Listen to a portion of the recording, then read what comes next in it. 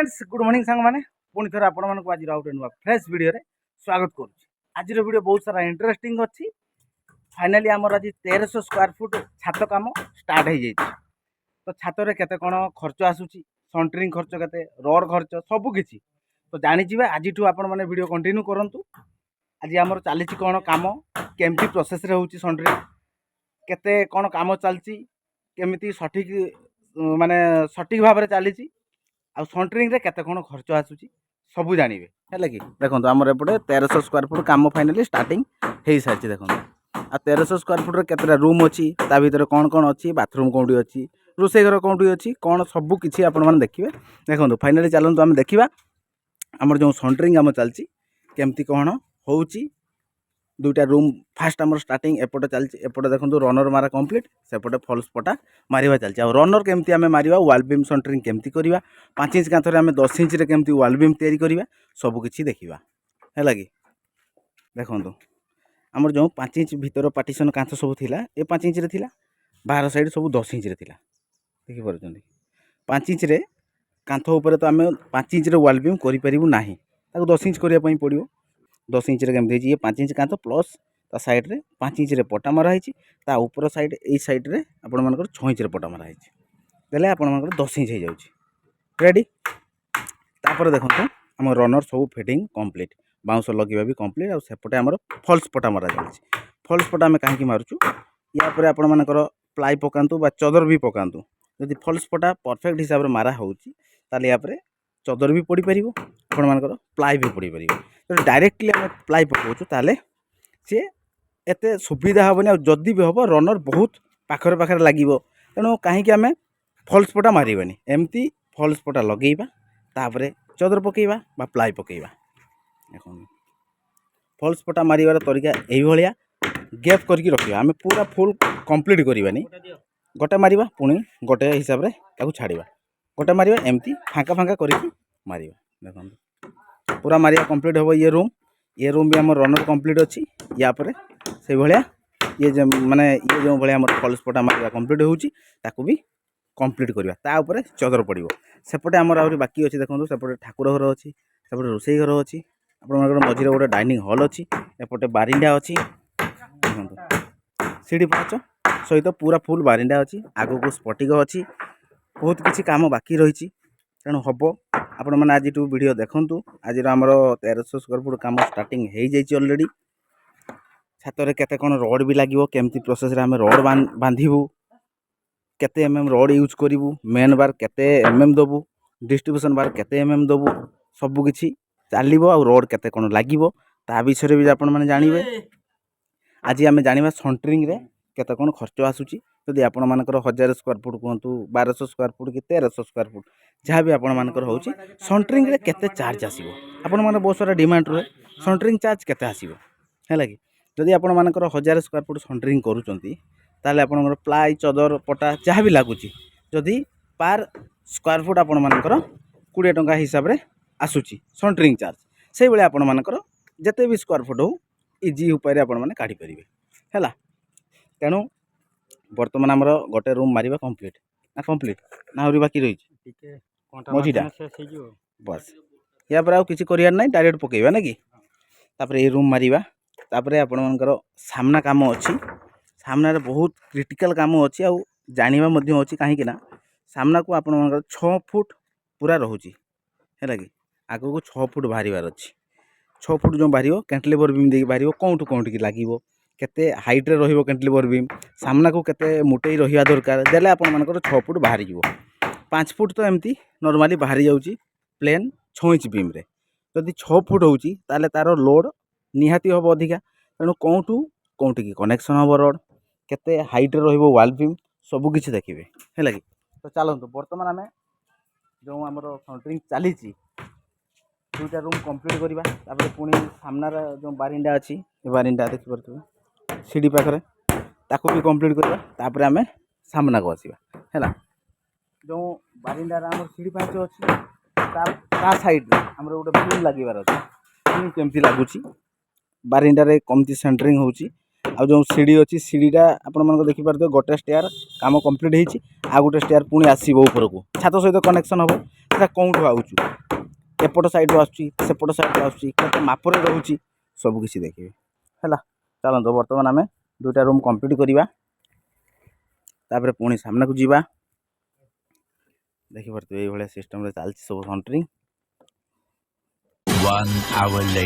बर्तमान फाइनाली देखिपे आमर जो फल्स पटा आम मारूलु दुईटा रूम रे आमर फल्स पटा मारा चलता बर्तमान देखंतु चदर पड़ा पूरा कंप्लीट आ जो आमर बारिंडा थिला सीढ़ी पाच जो थिला देखो सेपट साइड भी पूरा कंप्लीट हो जाए चदर पकेवा सब पूरा कंप्लीट है कि माने दुईटा रूम प्लस आपण मानकर बारिंडा जो थिला तीनटा जाक पूरा कंप्लीट देखो चदर जो पड़ा जो फल्स पटा आम मारूलु कहते आप सेपट रूम एपट रूम जो फल्स पटा मारला तापर आपण मानकर चदर खाली एमती रखीदे बास आउ किसी करने पड़ोनी तापर एपटे देखो रोसई घर अच्छी सेपटे देखो ठाकुर घर अच्छी आपण मानकर ये हूँ डाइनिंग अच्छी है ये तीन टा बाकी अच्छी ये गोटे इंटरेस्टिंग कथा कहूँ आपण देखो एपट साइड देखो 6 इंच 7 इंच बीम अच्छी सेपटे देखो 12 इंच बीम है कहीं सेपटे आम 7 इंच कहीं बीम करवा सेपटे कहीं 12 इंच करवा ये जो लंबा पूरा जीव आपण मानकर बाहर को आपण मानकर 6 फुट पूरा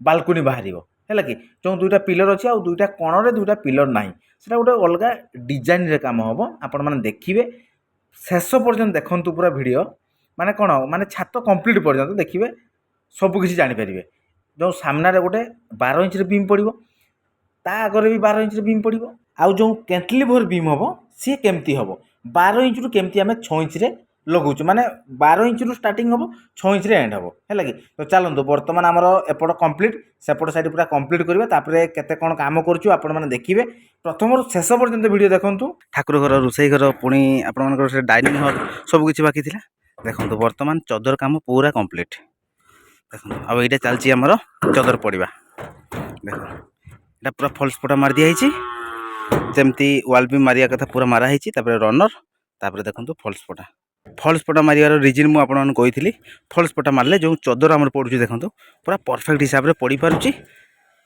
फल्स पटा उपरे आराम से चदर खाली रखीदे काम खत्म देखिपार जदि आम पटारे सेंटरिंग करुचे ताले फुल पटा मारिया पड़ो जदि चदर सेंटरिंग करुचे ताले एमती गोटे साइड माने गोटे छाड़ा गोटे पटा मारिया पड़ो देले पूरा तापर चदर पड़ज पूरा काम कंप्लीट एपटे देखो से भाया हिसाब से पड़ी देखिपार केमती पड़ुची देखिपारे आ गोटे माने भल इंपोर्टाट कथा कहूँ आपण मानक देखु आमर जो वाल बीम होता एपटे देखो वाल बीम हाइट 7 इंच अच्छी देखिपार सब वाल बीम 7 इंच अच्छी देखो एपटे भी मझीरे देखो सब 10 इंच 7 इंच अच्छी माने हाइट 7 इंच आपण मानकर ओसार 10 इंच अच्छी किंतु सामना देखो यू जो ये लाइनटा अच्छी ये लाइन रु बाहर को जोटा रोचे देखो पूरा 12 इंच अच्छी देखो देखो देखिपारे केते डीप अच्छी ये 12 इंच अच्छी एपट साइड भी 12 इंच अच्छी सेपटे मिडिल भी पूरा 12 इंच माने ये आपण मानकर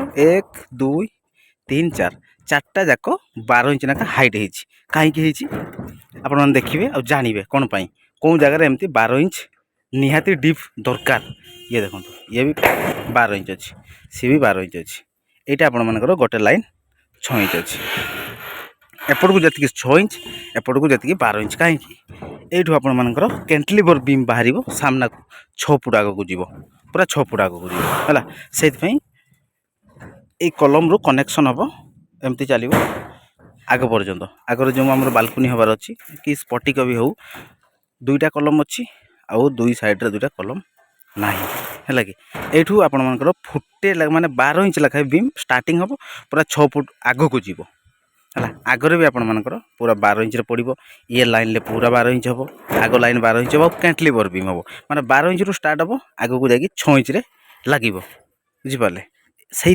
आपण मानकर 12 इंच लखाए बीम स्टार्टिंग रु माने धरनियंतु आपण मानकर 5 फुट जदि बाहर करूँ आग को ताहले 6 इंच बीम रे मेकअप हो किंतु जदि माने 5 फुट रु अधिका बाहर ताहले 12 इंच बीम निहाती दरकार है कि ये 5 फुट रु अधिका अच्छी 6 फुट अच्छी माने यू मेन कांथरू बाहर को 6 फुट अच्छी है कि से आपण मानकर 12 इंच बीम दिया क्लियर ताले आशा करुँच आपर सन्ट्रिंग प्रति आइडिया बहुत किसी आसी जाइए कहीं जो चदर सन्ट्रिंग है केमती प्रोसेस रे है फॉल्स पटा भी मारिलु चदर पड़ला एमती करूँ जो 12 इंच बीम है कौन पर है ता विषय भी आप जानले है कि सन्ट्रिंग पूरा कंप्लीट आ सामने बाकी अच्छी सामना सन्ट्रिंग पूरा इंपोर्टाट अच्छी आप देखिए केमती होची केमती कैंटिलीवर बीम दिया होची आगो को कौटू कौटू की बीम जाऊँ रोड रोड जो बाइंडिंग हम